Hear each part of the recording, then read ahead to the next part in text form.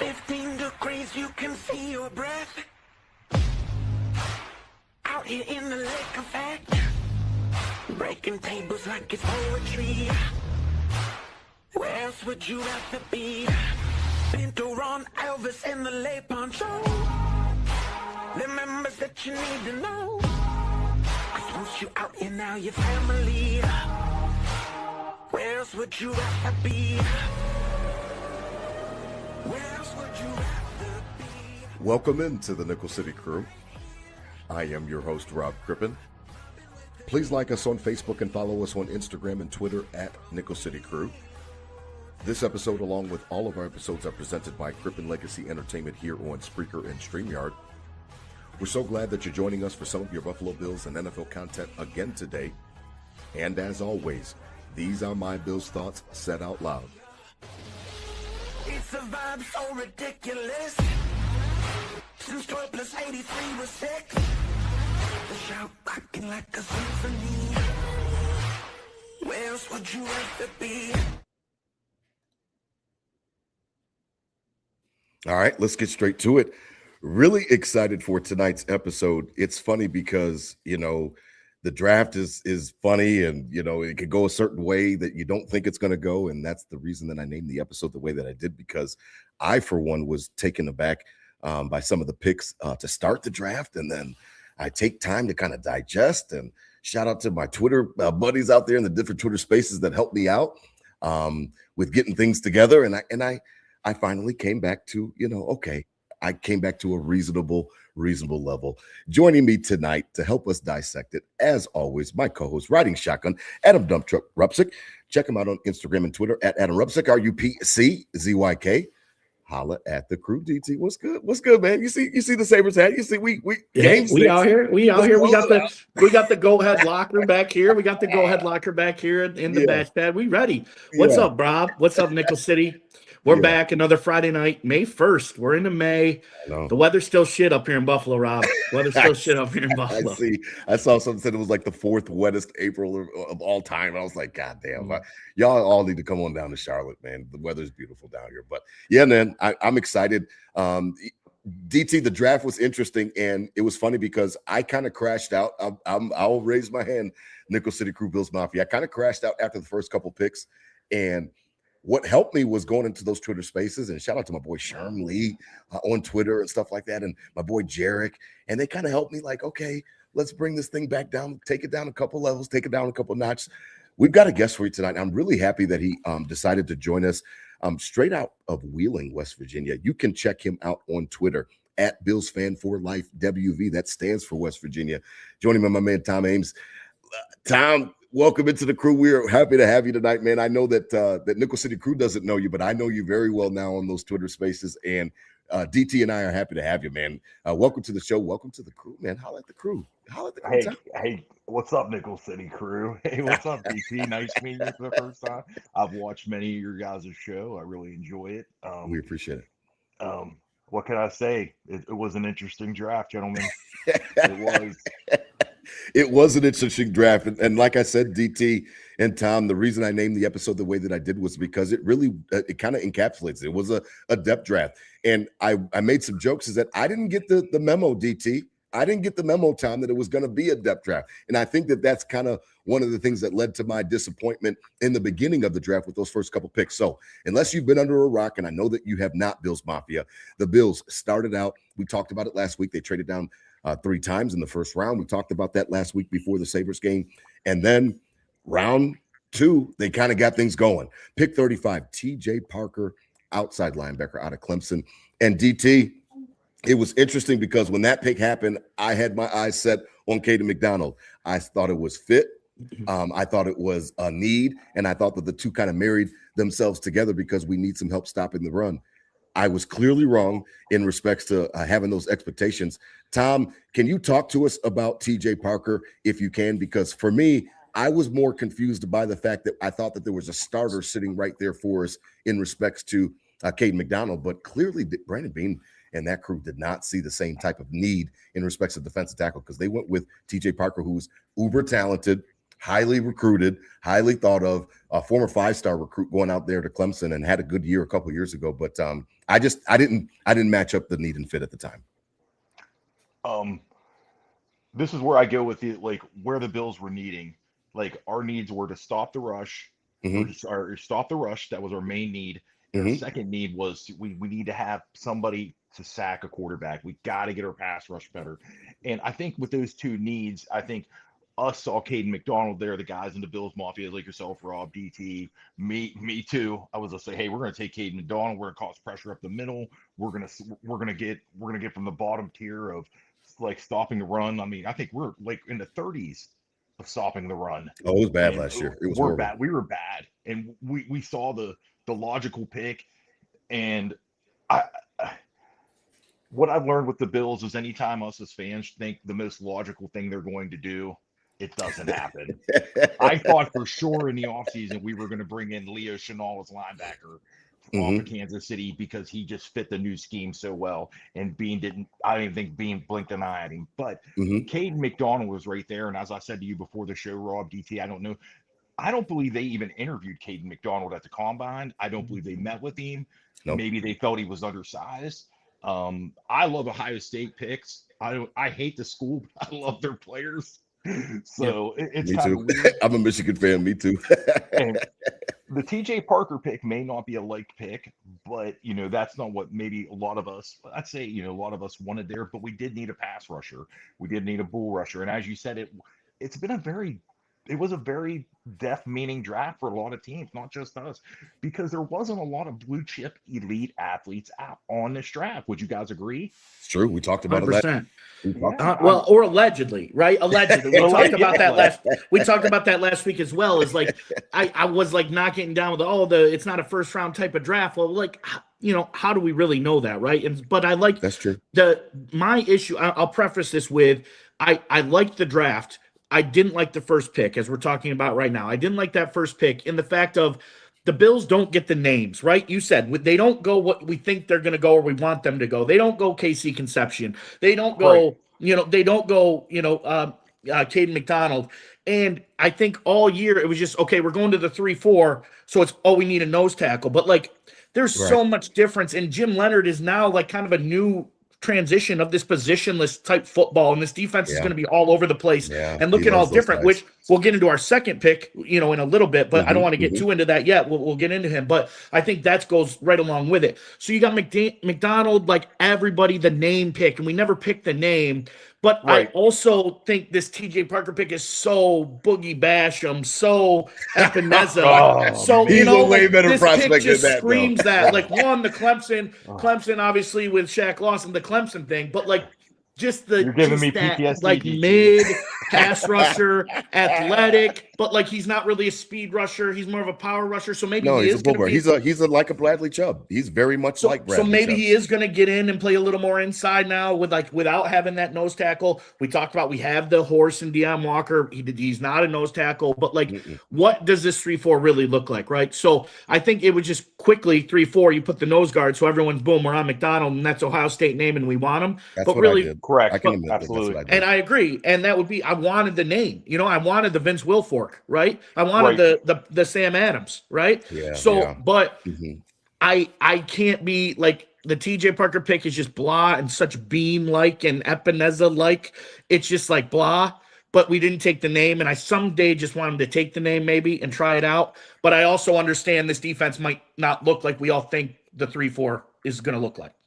Yeah, no, it's interesting because, Tom, to me, I thought that, TJ Parker is kind of a clone of Bradley Chubb and what they brought in free agency. But in addition to that, I thought that, this is a guy that was so highly touted that maybe it's a situation where they thought that the answers were in there. And that's where I gave a little shout out to my boy Sherm, was that he was like, listen, they clearly think that they have the answer within house. And whether that's Phidarian Mathis or whoever the case may be, they think that they've got their answer. And I think that that's what should give Bills Mafia just a little bit of solace, is the fact that they think that they have their answer already in-house.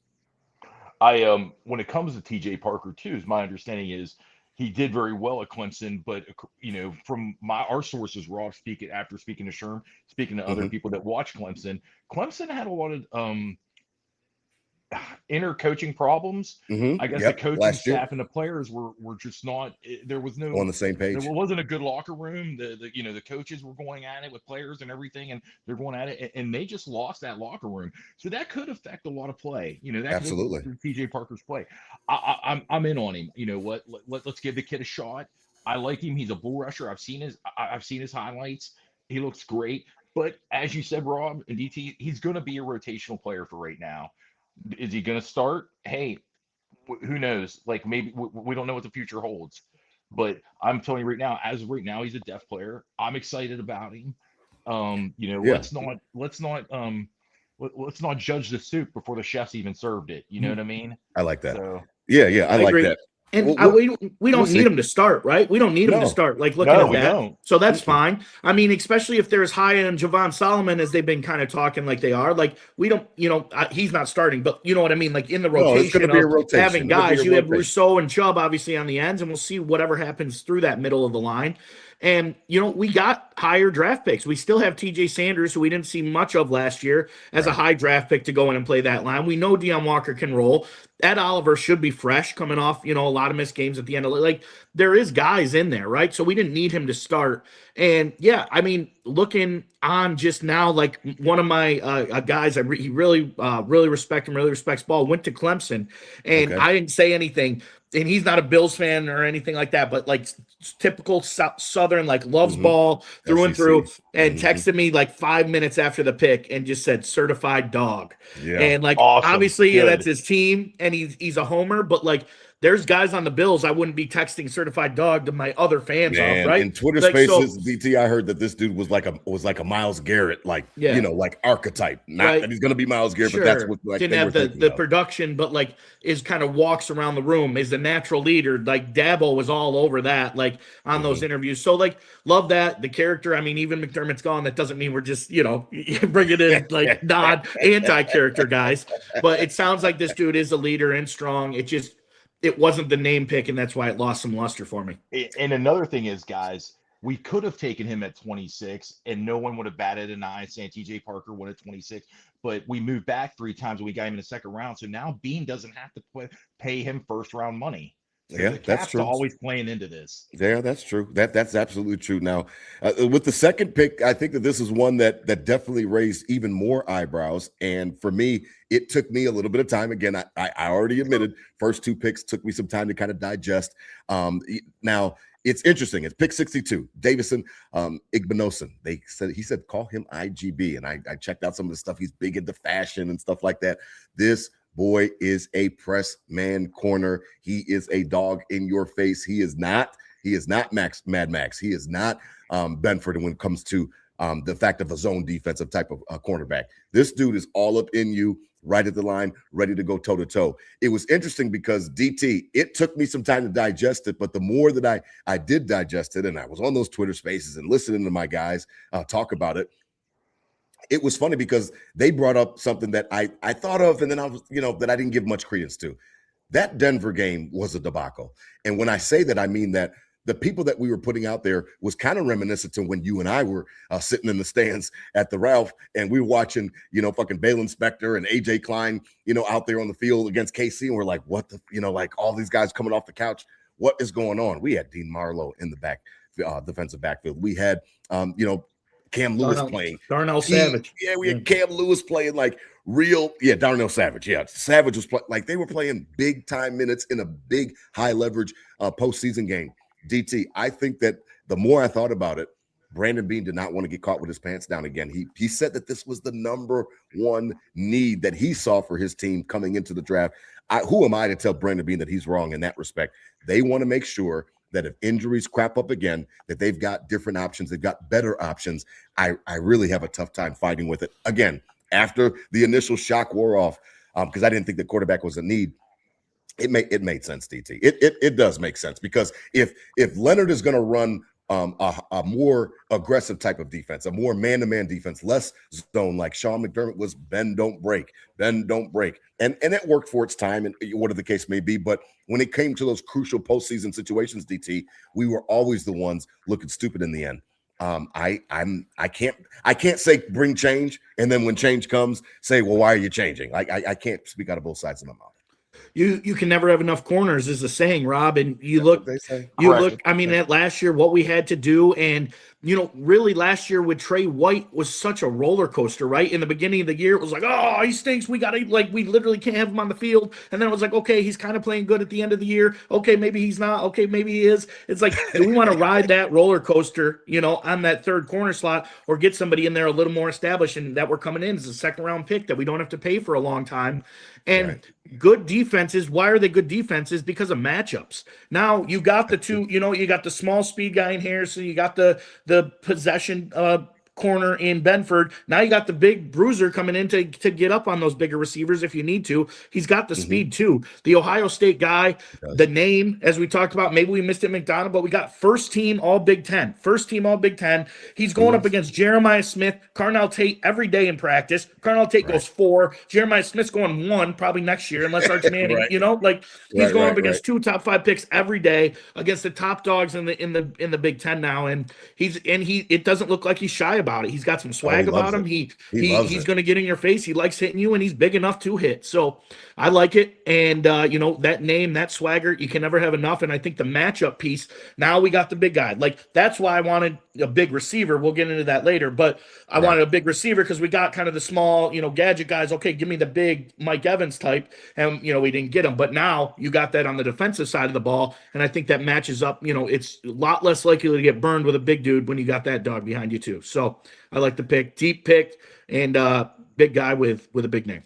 Tom, I liked IGB. When I watched his tape, I was like, oh my God, this dude is a dog. Like, he is a dog on a bone. I like it. If, again, like I told DT, Tom, if I'm asking for change and then I get change, I can't say, why the hell are you changing? This site seems like Jim Leonard's going to run a more aggressive defense, blitz more. He's going to take some more chances. We might give up some bigger plays every now and then, but they're going to be opportunistic. They're going to try to take advantage. It seems like that's the way we're leaning.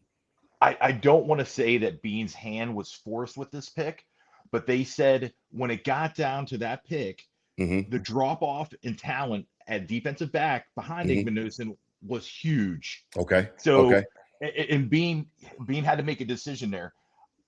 I'm okay with it because you guys both said the word, we need to be more, Leonard's going to be aggressive. This bend don't break stuff. It's just not working, man. Yeah, man. We have to be more aggressive. It's we tired. have to go after the quarterback.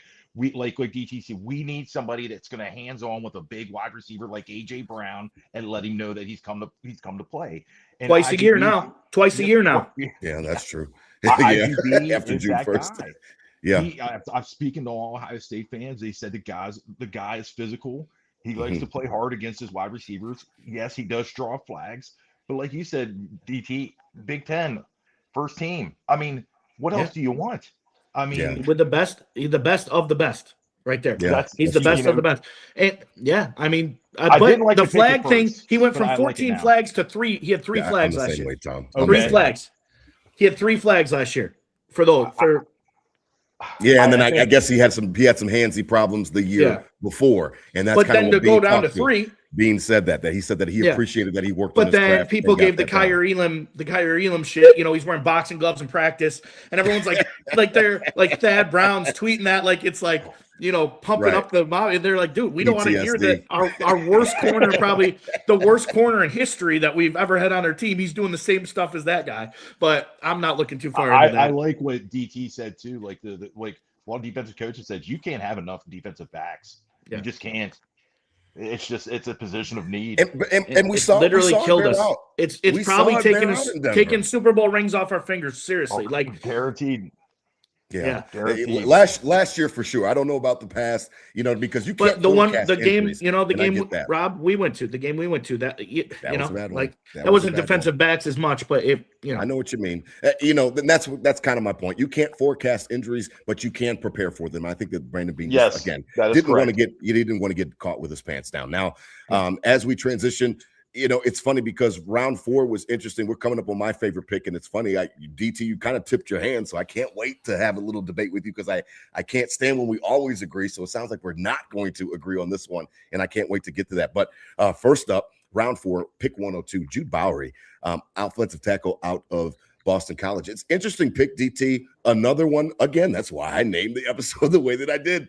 Depth draft. I wasn't thinking about tackle. I was ready to riot if they took a guard in the first round or something crazy that I was hearing on the Twitter spaces and stuff like that pre-draft. DT, they say that this guy's got some depth. He's got a position flexibility where he can slide down to the guard position if need be.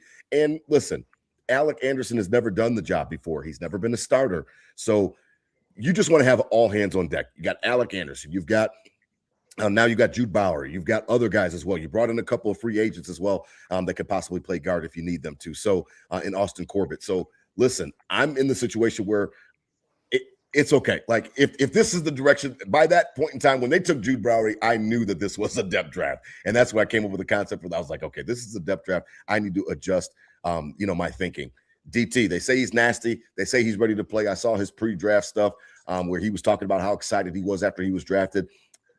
Listen, if it's a depth draft and you want to make sure that you're stocked up in the cupboards, again, I have a hard time because of the fact that there weren't a lot of blue chip guys this year. Yeah, well, we can talk about not having guys on defense and getting hurt and defensive depth, yada, yada, yada. But what's the most important thing? It's keeping the merchandise upright. And if you're that's truly the most important thing. Like at the end of the day, yes, we got to build both sides of the ball. But if Josh Allen goes down, this is nothing. So you need to keep 17 upright at all times. And keeping it upright is putting a good line in front of him. And, there might have been some turbulence with Dawkins at the end of the year. He's getting a little older. This guy kind of reminds me of a Dawkins, that type of style. He's not the biggest dude, but he can move around kind of nice. So he come in, compete for a starting, guard job right away and get that competition rolling to keep 17 upright as a younger guy you don't have to pay later on. You got it that late. If first round, okay, maybe I'll be critical, even whatever. Fourth round, I'm fine with protecting the merchandise. Tom, what'd you think, Jude Bowery? I again, if it's a depth draft, then I've got a hard time with making sure that all your holes are shored up. I heard a lot about that Houston game, and Deion goes down and Spencer goes down, and and Houston's a little bit different because their defense is so damn ferocious. But I don't have any problem with depth, man. I don't. And if this guy can play guard and provide some position flexibility, then hey, I got to be all for it. I believe that when we lost David Edwards to free agency and Ryan Vandemark left as well, right, I didn't realize how bad of a need we were for another tackle. Okay. And until that draft pick, honestly, I didn't know. I thought our depth was okay. Obviously, I was wrong. I didn't know much. I didn't do much scouting on this guy. Right. I've just heard what you guys have said on the show tonight. What I've heard in talk rooms about him. I heard that he's an exceptional athlete. He can play tackle and he can play guard. I thought that after all the off-field additions that Bean had already brought in, I thought we were okay with that because us three know who's going to start. We all know who's going to start offensive line-wise. We know Alec Anderson has taken that other guard spot. It seems like it, yeah. Yes, and it just seems like it's his job to lose, in my opinion. Right. And the other four are staples. My question mark was the whole depth now. Now that they brought him, actually, now that I think about it, I feel a lot more safe with this gentleman. He from the research I did, I mean, who doesn't want another swing tackle on their team? Somebody who's versatile. I'm pretty happy with the pick. I was very surprised at where it was picked, but after doing a little bit more research, I'm fine with it. Yeah, man, I am too. Now, listen, my favorite pick. Before we get to my favorite pick, tonight's episode is presented by Buffalo Fanbase, the official Bills Mafia podcast network that DT and I simulcast on. Again, salute to the General Radford. Over there at Buffalo Fanbase. Listen, check out all their content creators. They are pumping out great stuff over there, and we really appreciate them and their partnership. Also, tonight's episode presented by I-86 Network. Shout out to Tom Wujik. The open still hits so hard, DT. I still can't take the smile off my face every time I see the open. Shout out to Tom. My boy Bobby Hansen as well over there at I-86 Network. Listen, they pump out great content as well. They've got all your hockey coverage. I know that this is hockey time. As long as the Sabres take care of business, we've got a couple more weeks of hockey. So head on over to I-86 Network as well because they've got you covered. DT, you said something and you tipped your hand, and I love when we argue because we normally don't argue. My favorite pick of the draft, fourth round, 125 overall, Skylar Bell out of UConn. a certified dog, a certified go-getter, catches everything. I love this pick. Now, when it comes to wide receiver, you know I'm on the wide receiver train, DT. You already know that about me. And Tom, you've been finding that out on those Twitter spaces. I'm always about offense. I'm always about putting up as many points as we can, surround Josh with as many weapons as we can. And I wasn't getting discouraged by it because I know that Casey Concepcion, Cleveland takes them and stuff like that. They jump us, and then Denzel Boston. Then you heard the whole rumblings about how the Jets found out that we were going to look for Omar Cooper, so they jump ahead of us to take him. Whatever. Listen, this kid goes and gets the ball. He plays bigger than he is, about 6 foot. He's like Stephon Diggs' height.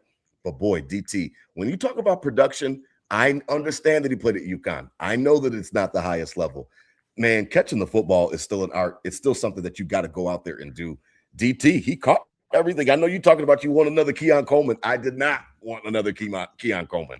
I don't know. You tell me, man, were you disappointed with this pick? This is my favorite pick of the draft. My favorite pick, man. I can't wait to see this boy work. And in addition to the fact that he can go inside and outside. So he's not just, I heard a lot of Bills Mafia saying, well, he's just a Khalil clone. He is not a Khalil clone. No, I haven't seen. Not even close. I keep hearing that Khalil can play outside. I haven't seen him play outside under multiple offensive coordinators. This dude can play outside and inside. I love it. He's my favorite pick of the draft. All right. I'll be devil's advocate here a little bit tonight, because if we can't get critical about the draft, what can we, right? So what I talked about the matchup thing on defense, and now we got the big guy. We don't have that on offense. We have a Keon Coleman that isn't that. To be honest, to me, like it's not there. It would have been Josh. He's not playing. Josh finds greatness in you. If you got it, Josh will find it in you. It's not hard to be a receiver for Josh Allen. That's not true, but you know what I mean. Josh Allen makes people look better. And if you have greatness, he'll find it in you. And it doesn't necessarily have to be a big guy. That's why I'm excited for DJ Moore this year, because I think he's going to have a nice resurgence. But this guy, it was on the smaller side. You're watching the highlights, and it's shaking. And there's 4 kids in the stands, and and he's running by. He's running by like he tore up UB. He tore up the UB Bulls, Rob. That's that highlight reel. He's just running around Bulls DBs all day. There's 14 people up in the stadium, and but he tore up Syracuse too. I'm always gonna be an optimist for this team, and always gonna be an optimist when it comes to the offensive side of the ball. I agree. Weapons. They'll never hurt. Mm-hmm. But Rob, the highlights immediately. He's outside.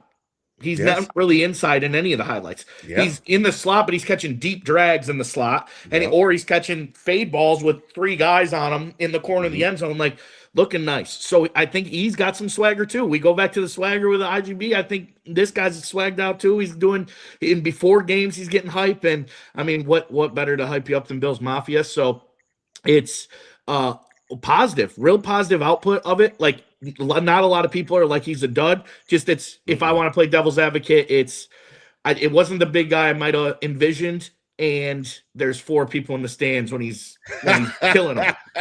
Tom, please stick up for Skyler Bell. It's not his fault that he was balling out at UConn and nobody cares. It's a basketball school. Come on, man. Tom, help me out, man. I like Skyler Bell. Rob, DT, let's go ahead and dub it what it is. He is the pick that saved the 2026 draft for the Buffalo Bills. And he hasn't even played it down yet. Everybody, every Bills fan I talked to said, we got Skyler Bell. He's ready to play. My favorite thing about Skyler Bell is his measurables, his height, his weight, his speed.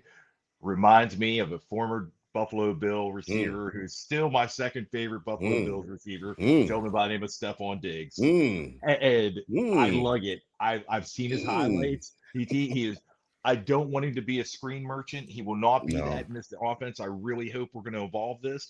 I think he can play at all 3 levels of the field. He can play short, he can play medium, and he can be a deep threat as well. I truly believe that. I think Brady brought him in, and we're going to go downfield with him more. I think the kid is going to be very versatile. I like everything about him, Rob. I really do. I love it. And if we're going to play that game, UConn, he played at UConn. Diggs played at Maryland. Well, I mean, Diggs was a 5th rounder. Yeah, Diggs was a 5th rounder. So I'm excited. He's the pick to save the draft for us. So I'm with it. I'm with it. Listen to DT now. You want to come over? No, Listen, I'm listen. saying like I'm teasing just you. not glazing them like you, Rob. I'm just not glazing them. I mean, he's good. Come I earn hear it. that now. You know, My kids use that. I don't know what that means. I but feel like, hey, come earn it. Let's roll the ball out. Josh is going to make you great if you're great, and then we'll rock from there. Listen, Let me comment, Rob. Can I comment on something else too? please. We tried. You're our guest. Tried to. Okay, I believe that we did try to trade up to get Casey Concepcion. I do believe that. Okay. I do not believe that whatever Jets these Jets jumped us? fans or that the Jets jumped us to get Omar. I do not believe You it. think that's bullshit? I think Okay. I think it's absolute BS. I think if we wanted Omar Cooper, I think Bean would have gotten him. I think Bean knew what he wanted to do. I have no doubts that the Bills could have taken Omar Cooper if they wanted him. And until Brandon Bean comes out and says it publicly, I wanted Omar Cooper. I can't believe the Jets took him before me. I didn't think that was going to happen. I don't believe a word of that farce. Yeah, and we talked about it last week, Tom. I know you weren't here, but if you listened in, I mean, he had a plan, and that's why DT and I were very comfortable going in because we do these on Fridays, so it was right before round 2 started. We were comfortable with it because we wanted more picks. We understood that Bean was not going to take a pick at 26 and then sit to 91. Like, you know how many picks that is in between? There's no way that he was going to feel comfortable. So I was okay with the execution of how he traded back 3 times. He had to play chess. Picks. He did. Had to play chess, Rob. He did. And it was important for him to grab those picks because he obviously thought that he had holes that he had to fill in respect to the depth. So I was cool with it. And I know you That's why why I agree the Jets stuff is BS because he wouldn't have let that. Yeah. He wouldn't have let that happen. Yeah. Yeah. So, it was a quality move. He got the bag, for it. He definitely dealt. Yeah, no, he did. And Houston overpaid for sure to go up to get a guard. So, like, we took advantage of them. So it was all good there. And like I said, he's my favorite pick of the draft. Tom's funny, but he did save the draft for me for sure. But, hey, I just think that I don't have to necessarily put the Stephon Diggs weight on him, but his tape does look similar in respects to how he attacks the ball, and he's ferocious after the catch. I like the fact that he continues to play. It's not like he's just catching the ball and falling down. So I'm going to be interested to see him. Yeah, man, I'm interested to see him. And like DT said, 17 will fight. If you could play 17, Cole Beasley and John Brown, all those guys had career years when they were with 17. So I'm going to trust in that for sure. And he's going to elevate everybody's game. That's just that's the way Josh rolls, man. Yeah, man. I like it. Now, we were back-to-back in round 4, 125 with Skylar Bell, and then 126 was Caleb Elam's Orr. Listen, linebacker out of TCU, they say that this boy is fast, DT.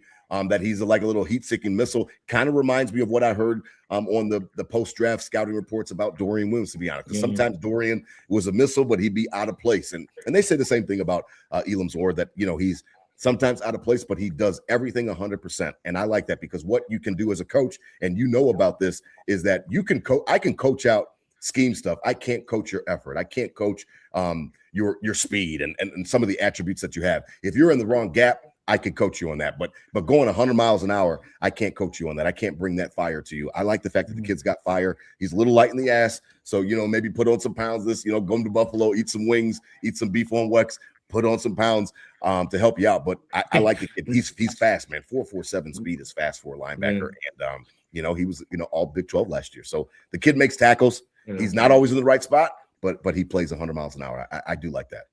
Hey, I'll put a hell of a nutrition plan together to bulk you up.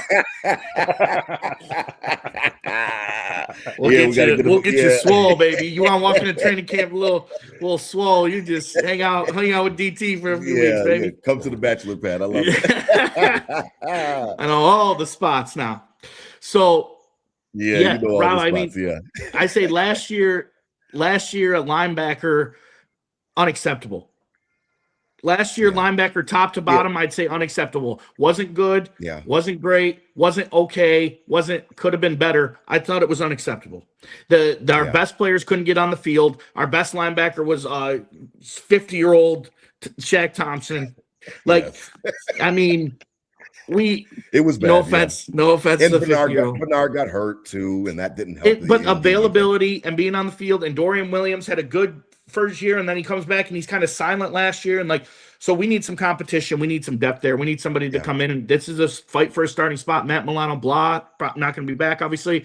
We need somebody to fight for a starting spot, and if it comes here and he kind of fits the mold of those guys. Dorian Williams, he's a little lighter like Terrell Bernard. We're a little Right. skinny in the linebacker frame, but Right. somebody's got to start there. So I like it. He's not just gonna. This isn't as much of a depth piece, I think, as IGB. I think this is a compete for a starting spot. You see it the same way, Tom? You think that this guy could come in and maybe push Dorian or push not probably Bernard, but push Dorian Williams for time? See, this is how with Caleb Elam Moore's. Let me get his name out. Elam Zor, yeah. I also really like the pick. I really Okay. do. Okay. I do think he's going to absolutely compete for a starting job. I really do, right off the bat, because I'm telling you what, this kid. The only thing that worries me about him is he's a little raw. He's going to need coached up. He's going to need a very good linebackers coach to play in the NFL. That's just how I feel about him. Back to what DT said, our linebacking core last year was a mess. It was a mess. I tell you what, for Shaq Thompson to come out to be the best linebacker, that's telling. And I like Shaq. I'm glad. No, I know, but that's his best football was behind him. Yeah, that's the bar right there. The thing about Caleb Elam Zor is that both his parents were collegiate track athletes. Oh wow! So he comes from. So that explains that 4.4 speed. Okay. Absolutely, he's so fast. He comes from good stock. I really do like the pick. I just think another thing with our linebacking crew, Rob, DT, is that I don't think we're done. I think we're going to add somebody. I think we're going to add another free agent. Okay. I highly doubt it's going to be Milano because the numbers don't work out. We're already paying him not to play for us. Yeah. So I don't see him. Shaq, okay, I'd bring Shaq back. But we really got to get that linebacker room together. And I hope this kid, like you said, Rob, competes for the starting job. Dorian Williams scares me when he drops into coverage. That's all I can tell you about Dorian. I really like Dorian, but when he drops into coverage, it looks like I'm like that Ben Affleck meme where he's smoking a cigarette. Oh, here we go. I love it. Yeah, no, he can conjure up some definitely some anxiety for sure. It's just like and they say that this kid can track. And that he can run with tight ends. They say he can run with backs out of the backfield. So I mean, clearly he's fast. So like I said, I think that's the biggest thing that you said that's gonna hit is that he just needs coaching. Because like I said, you can't coach speed, but if you're in the wrong gap, stuff like that, hopefully you can work with that through film sessions, stuff like that, and kind of drive it into this guy where to be. But then there's another thing though, DT, is that again back to Jim Leonhard. I think it's going to be a lot less complicated. Okay. And I'm not here to shit on McDermott. You know what I mean? Like it's over. He's not the coach anymore. So I'm not going to do a parade tour or anything like that. But one of the things that was always a sticking point with him was that his defense were complicated and that there was a lot of checks and you're looking around. How many times did we see the guys, linebackers looking and they're communicating stuff like that?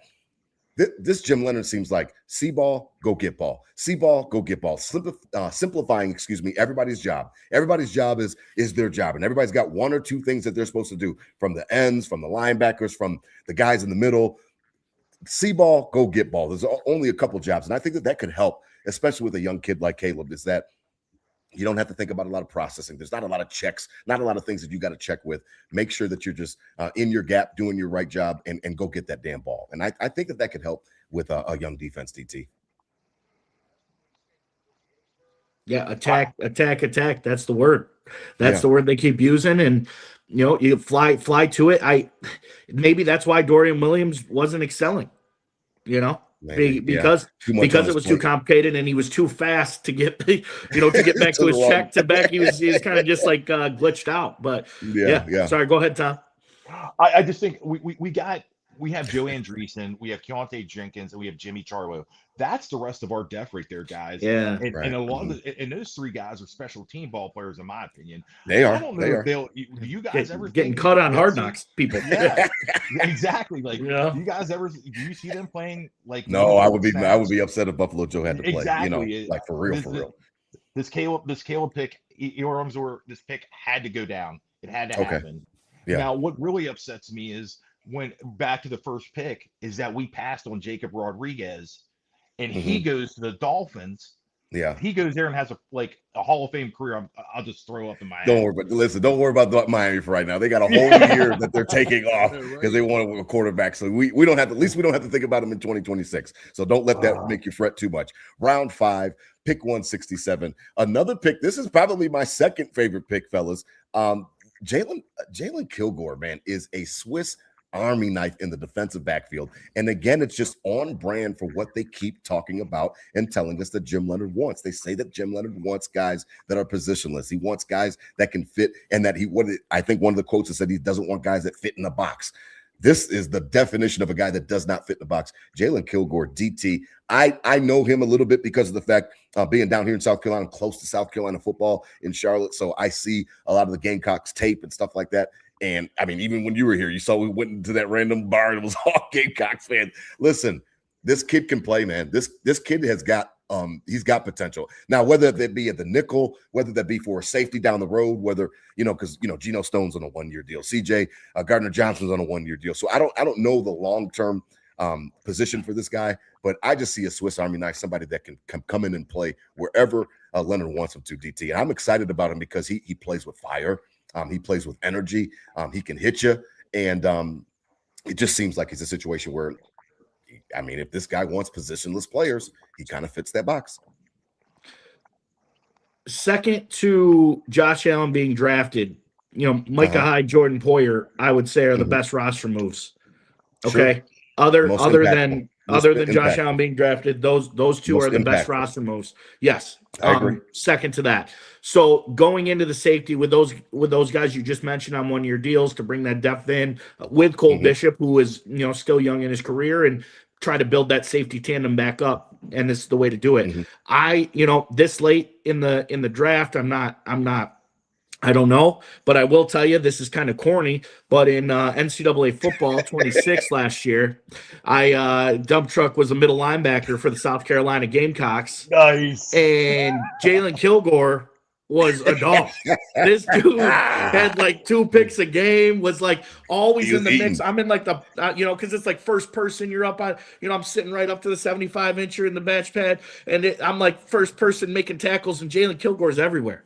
So that's dumb. We might catch some flack from that in the chat for being corny, but hey, Jalen Kilgore, dog in NCAA football. And I think, we got to bring that safety tandem back, and this is the way to do that. So I like it. Let's go, Kilgore. What do you think, Tom? Besides any college football parallels that you can draw, I want to go back in the draft. I want to draft Dump Truck as a linebacker by the Buffalo Bills out of the University. I love it. Let's go, baby. I'll run out of that Panthers, tunnel, run out of that high mark week 1. Jalen Kilgore, is somebody that I mock drafted to the Bills pretty much every time I did a mock draft. I was listening to one. You had your eye on him. And Steve Tasker and Chris Brown has said this is the general consensus that everybody in the Bills Mafia was unbelievably happy about this pick. Yeah, I was happy about it. Is going to plug and play. He could be a day 1 starter. I have no doubts if there's a shot he can get on the field, they're going to give it to him, and this kid is going to be good. I really feel it. He. And even in sub packages, he doesn't have to start, but he can play. Yeah, I mean, he kind of reminds me of how he plays a little bit like Rondé Barber, but they play different positions, so it's kind of hard. But he is going to be a dog, man.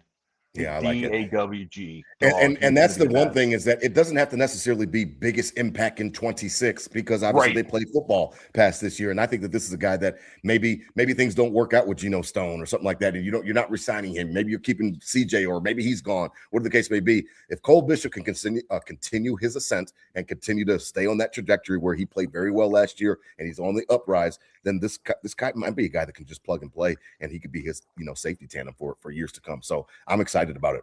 Round 5, 181, Zane Durant. Bean finally gets a defensive tackle. He's 6'1", 290. He's not the biggest, hugest. He's not Ted Washington, whatever the case may be. But this guy at Penn State played well, was productive there. And it's a situation where he can line up. He could be a 3-tech. He can line up and be that guy. The one thing that I kept saying was, don't make Deion Walker play nose tackle, because then you are taking away everything that makes Deion Walker special, because I call him the polar bear, because he's got those nimble feet. He's a mountain of a man, but he's not Ted Washington. We talked about that, DT, last week. Zane Durant comes in for depth to round out this draft towards the back end, and I don't have any problems with it. again, we've already talked about Caden McDonald, so we're not going to rehash that. But you bring in a depth piece, defensive tackle with high pedigree coming from Penn State. So I've got no problem with the DT. I've been watching Penn State D linemen since DaQuan Jones 13 years ago, Rob. Seriously, on real note, they're nice and they're big. And I went to a Penn State game this year and I watched Zane Durant. In my mock drafts, I was mock drafting Zane Durant earlier than this. I was mock drafting him way earlier than this. So way earlier this was 181.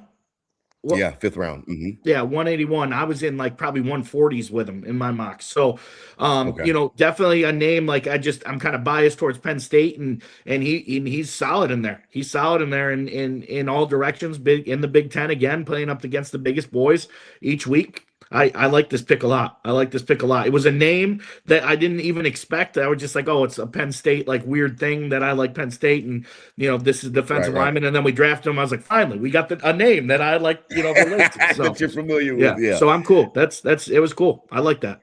Tom, before we wrap up the draft, what do you think of Zane? I thought that it was perfect right in the back end of the draft. Address it and get kind of Bills Mafia off your back if you're being, I got my damn defensive tackle y'all wanted.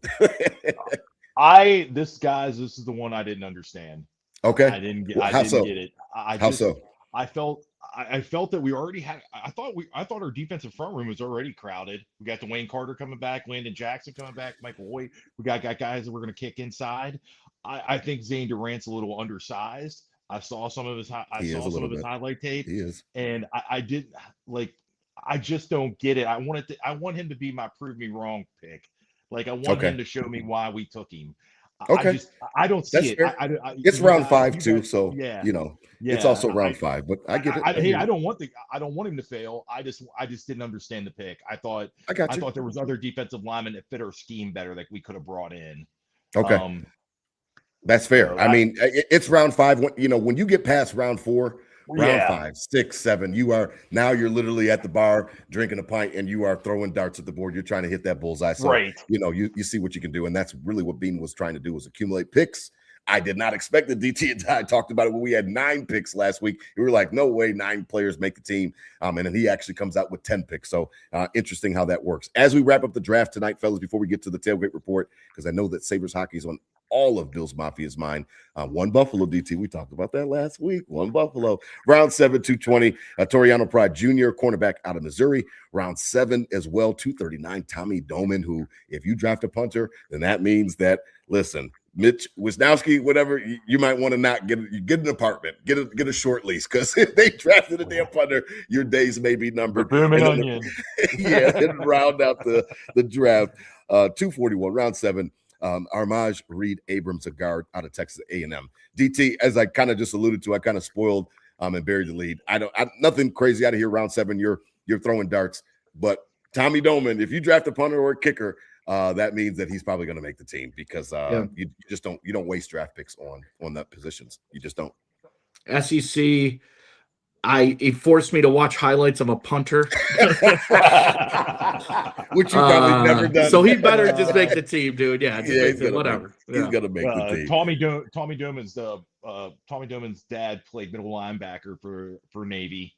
Okay, and he comes from Kentucky. I like that. And he was he participated in a lot of kicking camps that were in Buffalo. So I heard that he kicks too, though, right? I heard that he can punt and kick, right? Right. Yes. So maybe he can even do the kickoff duties, or like with the new kickoff rules. If Bass is still slow to get back, so bring back Prater. Yeah. No.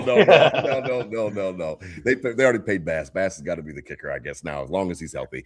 Listen, I really enjoyed it tonight. Before we wrap up, listen, the Nickel City Crew Tailgate Report is presented by Queen City Vintage. Check out our buddy Nick Kai. Listen, they are running a great storefront. It's on Elmwood, right across from 40 Thieves. Check them out. Queen City Vintage. They've got all your Buffalo Bills, all your Buffalo Sabres now, your throwback vintage gear. Check them out.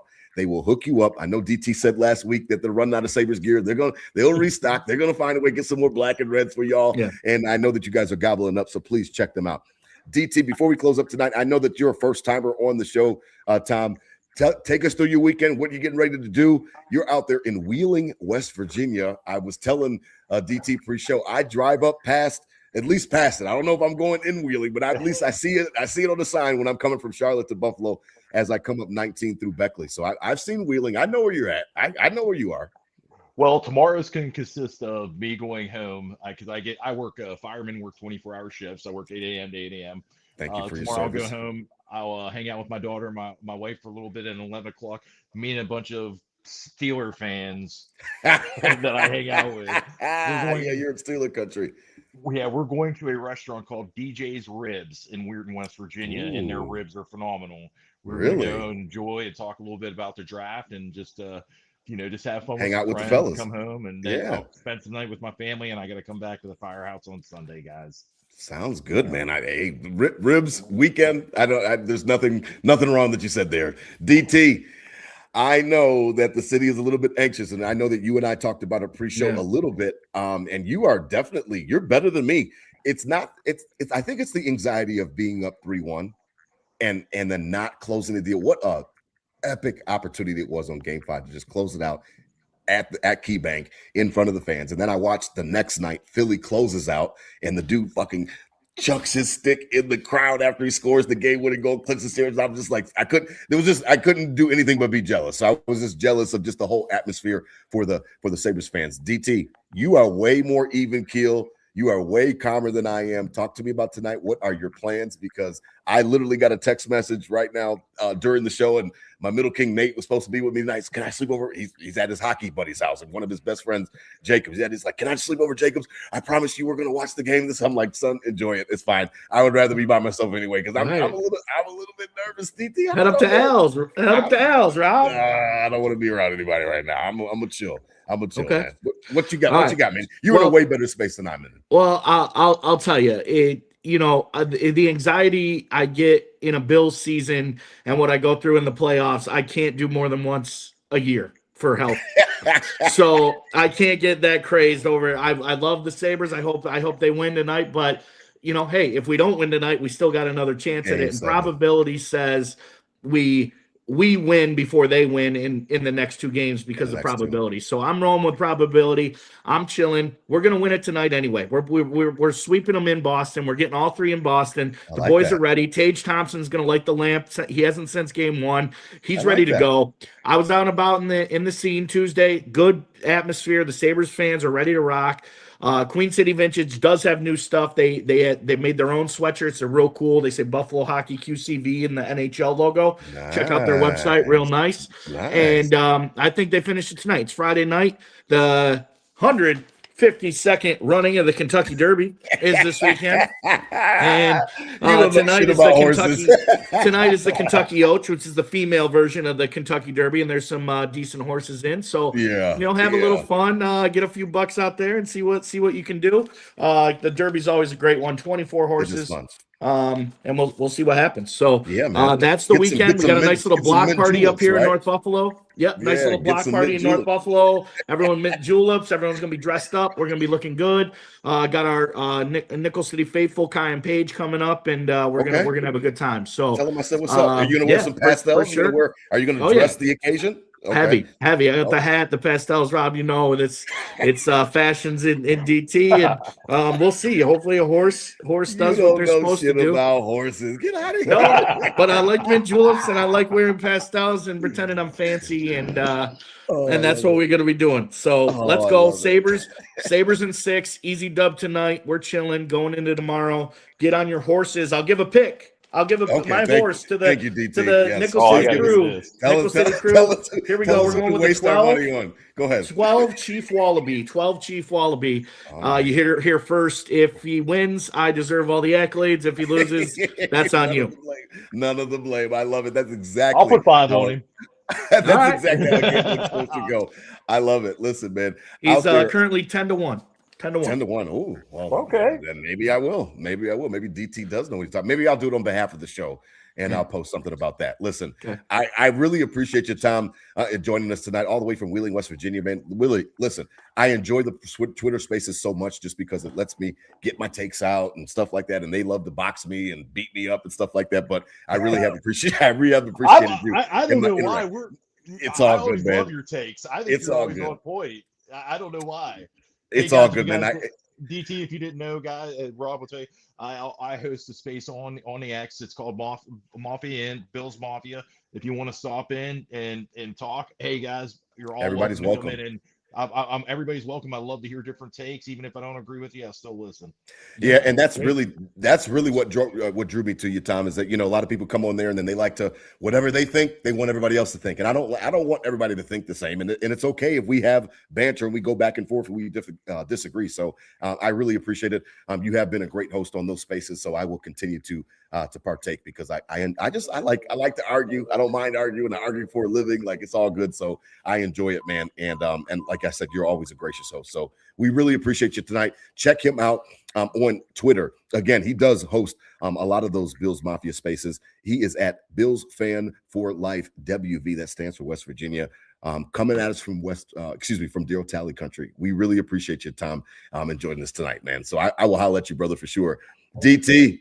Thanks, Tom. I mean, out there, man, listen, okay, fine. I understood what you're saying, that the mental capacity, the heart can't take it with Sabres, with Sabres equaling the Bills. I get that. But listen, you're up 3-1. You're supposed to win the fucking series. So Sabres, can you just win it and close it out tonight? Because I don't want to wait till Sunday. Then it's game 7. Then it's, oh man, you were up 3-1 and all of a sudden, then the pressure is literally back on you. So no, just give me no pressure. Let's end this tonight. I like that. No, we don't want end this tonight. Please. We don't want game 7. We don't want game 7. It's over tonight. I'm confident it's over tonight. That's why I'm not worried.